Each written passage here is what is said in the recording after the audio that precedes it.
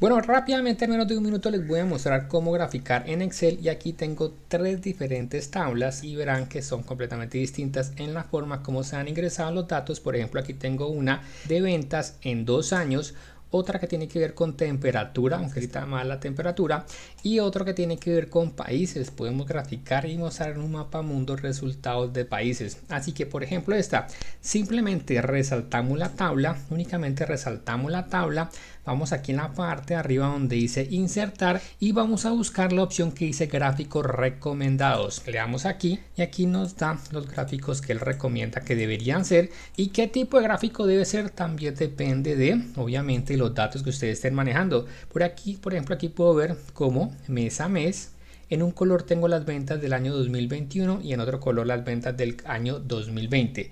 Con la otra gráfica la seleccionamos, insertar, gráficos recomendados, y aquí me comienza a mostrar cuál sería la que Excel cree si era la mejor. Yo pienso que la mejor podría ser esta, en donde vemos cómo la temperatura va subiendo y la humedad va bajando. Cambio climático, señoras y señores.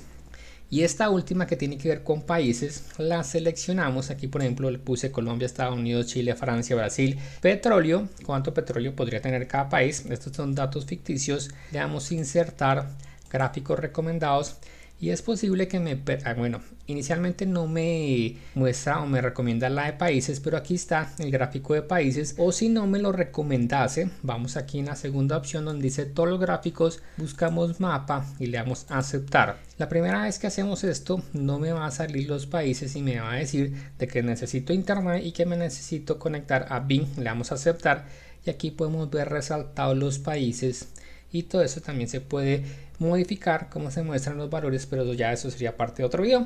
Eso fue todo por este video. Recuerden suscribirse al canal, y para aquellos que quieran aprender más de Excel, abajo en la descripción les dejo tutoriales de Excel muy interesantes online para que los vean. Y muchas gracias, denle manito arriba y comenten qué tal les pareció el video.